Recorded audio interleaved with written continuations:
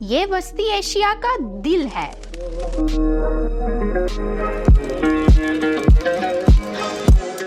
एक ऐसा मुल्क जहां हजारों साल पुरानी तारीख जदीदियत से गले मिलती है।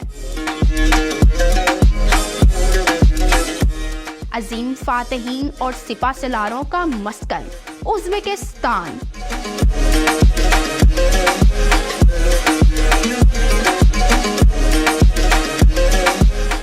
समरकंद, बुखारा और खीवा जैसे कदीम शहर मुसलमानों की अज़मत रफ्ता की झलक पेश करते हैं।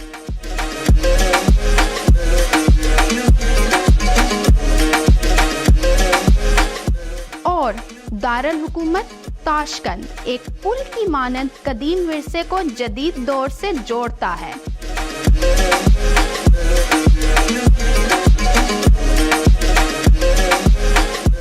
मैं हूँ नूर अबू हसन।